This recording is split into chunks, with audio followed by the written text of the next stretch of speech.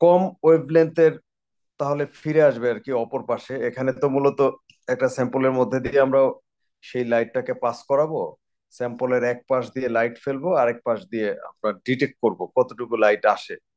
তো যদি মানে আমরা একটা লাইট পাস করলাম এক পাশ থেকে আরেক পাশে, তো মাঝখানে যে কার্বন ডাই অক্সাইড আছে সেটা যদি অনেক বেশি পরিমাণে থাকে, সেই লাইটকে বেশি পরিমাণে খায়, তাহলে অপর পাশে খুব সামান্য ওয়েভলেন্থের লাইট আসবে।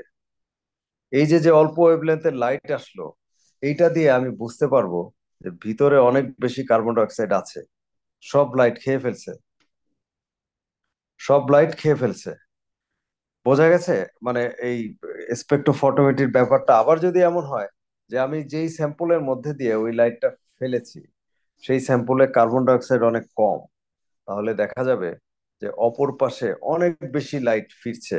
মানে আমি যে লাইটটা ফেলেছি অপর পাশে অনেক বেশি লাইট আসতেছে। কেন অনেক বেশি লাইট আসতেছে?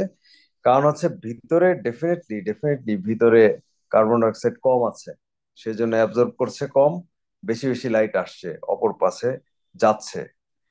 এটাকেই বলা হয় স্পেকট্রোফটোমেট্রি। ঠিক আছে, এখন এখানে একটা ইয়ে দেয়া আছে দেখেন, infrared analyser. Infrared analyser, infrared হচ্ছে এটার যে ইয়েটা সেটা হচ্ছে ইনফ্রারেড একটা লাইট, যে লাইটকে কারা খাবে, এই লাইটটাকে কারা অ্যাবজর্ব করবে, তাদের একটা স্পেশাল ক্রাইটেরিয়া আছে। ইনফ্রারেড লাইটকে কারা অ্যাবজর্ব করে তাদের একটা স্পেশাল ক্রাইটেরিয়া আছে।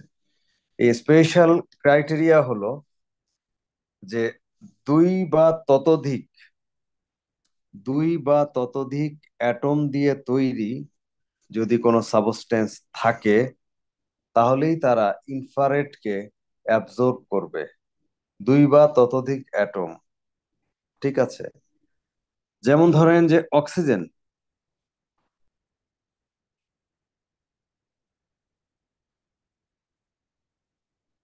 অক্সিজেনের মধ্যে একটা মলিকুল থাকে, অক্সিজেনের মলিকুল।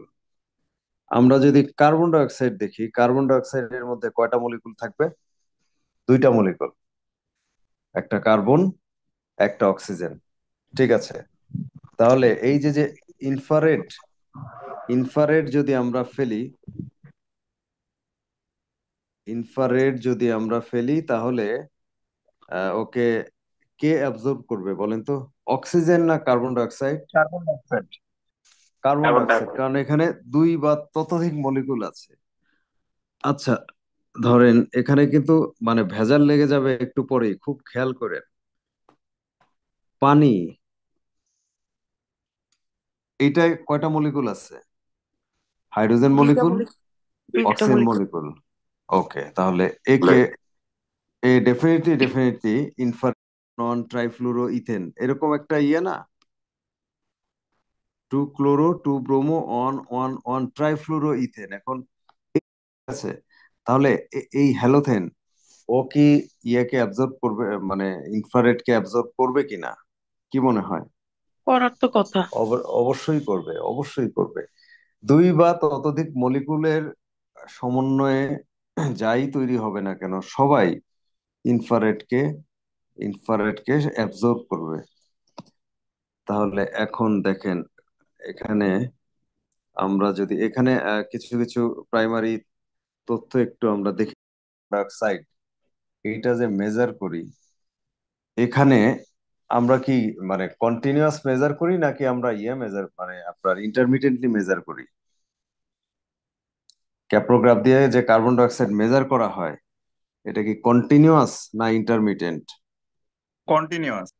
কন্টিনিউয়াস আমরা এটা মেজার করি। ঠিক আছে, এখন এই continuous carbon die oxide measure করি এবং এটা এর একটা সুন্দর নাম আছে, ইটিসিও2। ক্যাপ্রোগ্রাফি দিয়ে আমরা ইটিসিও2 মেজার করি। ইটিসিও2 এর মানে হচ্ছে N tidal carbon die oxide এর প্রেসার। তো এই এন টাইডাল কার্বন ডাই অক্সাইডের প্রেসার আমরা মেজার করি। এটা আমাদের লাভ কি? আমরা যদি মানে এন টাইডাল না বলে একদম শুরুর দিকে, মানে এটা তো basically N tidal carbon dioxide মানে হচ্ছে টাইডাল ভলিউমের শেষের পোর্শনে যে কার্বন ডাইঅক্সাইডটা থাকে, টাইডাল ভলিউমের একদম শেষের পোর্শনে যে কার্বন ডাইঅক্সাইড থাকবে সেটাকেই আমরা এন টাইডাল কার্বন ডাইঅক্সাইড বলি। তো এই কার্বন ডাইঅক্সাইডটা যদি আমরা আর্লি নেই, স্টার্টিং অফ দা এক্সপাইরেশনের স্টার্টিং থেকে যদি আমরা এন্টাইডাল মানে সরি কার্বন ডাইঅক্সাইড নেই, তাহলে অসুবিধাটা কোথায় বা এনটাইডাল নিলে আমাদের লাভটা কোথায়? এটা কি কেউ জানেন যে এনটাইডাল নিলে লাভ কি? আর ইয়ে নিলে তাহলে নেই না কেন? স্টার্টিং এ আমরা কেন নেই না? জানি না, কিন্তু মনে হচ্ছে যে ইন্ডিয়া নিলে তো পুরো কার্বন ডাইঅক্সাইডের সব পুরাটা ইয়াটাই আসবে, মানে প্রেশারটাই আসবে। হ্যাঁ, বুঝতে পারছি আপনি বেসিক্যালি যা বোঝাইতে চাইছেন আমি বুঝতে পারছি। মানে এটার স্পেসিফিক আনসারটা হচ্ছে যে আমরা ধরেন এক্সপাইরেশন করি, এক্সপাইরেশনের শুরুতে যদি যাই তাহলে আমরা পাবো এই এন টাইডাল কার্বন ডাইঅক্সাইড দেখে পেশেন্টের মানে ব্লাডের যে কার্বন ডাইঅক্সাইডের কনসেন্ট্রেশন সেটা সম্পর্কেও আমরা একটা ধারণা পেতে পারি। ঠিক আছে, যেটা শুরুতে যদি করি তাহলে আমরা এটা পাবো না। আচ্ছা, এখন আসেন এখানে কি বলেছে ওরা, একটু দেখি আমরা। এখানে কিন্তু ক্লিয়ার কাট বলে দিছে, আমরা একটু আগে যেটা জেনেছি। বা দেখি,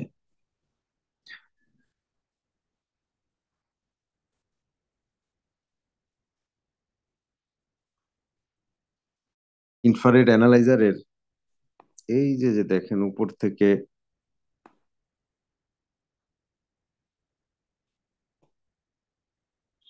মানে আমি যে ফিগারটা আঁকছি এটার দিকে তাকান।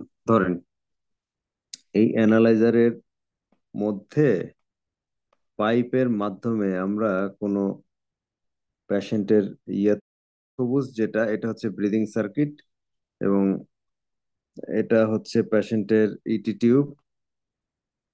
পেশেন্ট এক্সপাইরেশন করছে, এই ব্রিদিং সার্কিটে তার এক্সপাইরেটরি গ্যাস আসছে, এবং এখান থেকে এখান থেকে এই গ্যাসটাকে কালেক্ট করা হচ্ছে।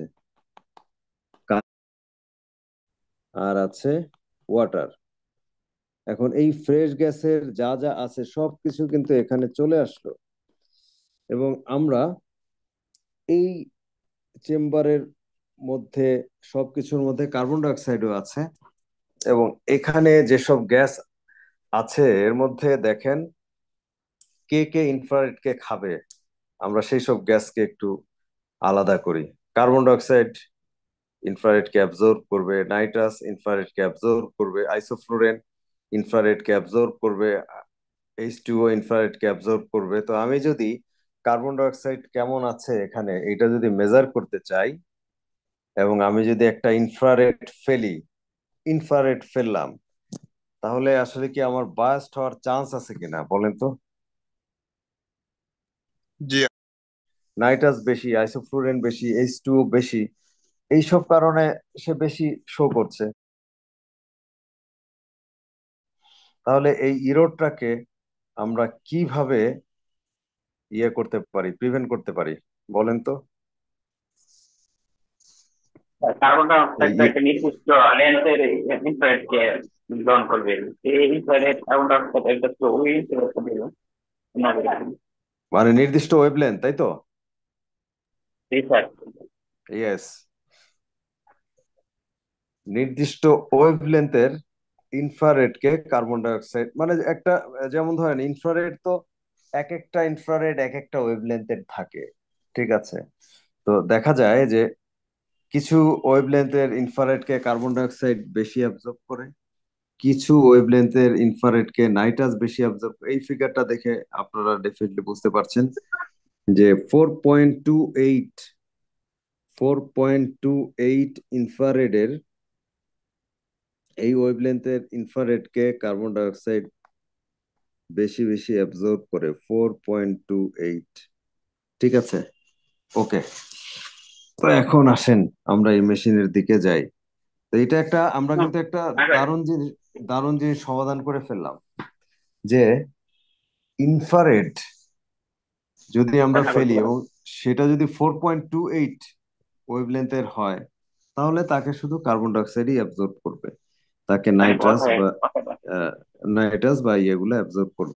এখানে একটা ইনফ্রারেড অ্যানালাইজার আছে। এই ইনফ্রারেড অ্যানালাইজারে একটা স্যাম্পল চেম্বার আছে। স্যাম্পল চেম্বার কোনটা আমি একটু আগে ফিগার এঁকে আপনাদের একটু আগে আমি দেখালাম যে পাইপ দিয়ে পেশেন্টের ইয়ে থেকে infrared দরকার। আপনারা নিশ্চয়ই এখন সেটা জেনে গেছেন। সেই ওয়েভলেন্থের ইনফ্রারেড কত মাইক্রোমিটার বলেন তো? 4.28 ঠিক আছে, এইটা দরকার এখন। এই যে যে ইনফ্রারেডের সোর্স থেকে ইনফ্রারেড বের হচ্ছে, ওকে কি মানে কেউ বলে দিছে যে আপনি শুধু 4.28 ওয়েভলেন্থ বের করবে? অতএব ও সব ধরনের ওয়েভলেন্থের ইনফ্রারেড বের করবে, সব ধরনের ওয়েভলেন্থ। কিন্তু আমার যেটা দরকার, এই ফিল্টারের কাজ হবে যে আমার যে পছন্দের ওয়েভলেন্থ, সে শুধু সেই ওয়েভলেন্থ এখানে লেন্স ইউজ করে ওটাকে কনসেন্ট্রেট করার জন্য সেটা কনসেন্ট্রেট হবে এবং এটা ডিটেক্ট করবে, ডিটেক্টরের মাধ্যমে এটা ডিটেক্ট করবে এবং সে একটা রিড দিবে। তো এইটা হচ্ছে ইনফ্রারেড অ্যানালাইজার। তাহলে দেখেন আমাদের কি কি এখানে লাগবে হচ্ছে 4.28, অতএব এই জন্য একটা ফিল্টার আমরা দিব। দেন এখান থেকে 4.28 এর ওয়েভলেন্থ যাচ্ছে যাচ্ছে this is sample chamber. Sample chamber পার হয়ে সেটা যাবে হচ্ছে লেন্সের মধ্যে দিয়ে কনসেন্ট্রেটেড হয়ে ডিটেক্টরে গিয়ে পড়বে। এখানে আরেকটা জিনিস আমি বলে নিতে চাই আপনাদের, গ্লাস গ্লাসের তৈরি যদি কোনো স্যাম্পল চেম্বার হয়, যে এই স্যাম্পল চেম্বারটা যদি আমরা গ্লাসের তৈরি স্যাম্পল চেম্বার নেই, তাহলে আপনি ইরোর পাবেন। কেন ইরোর পাবেন?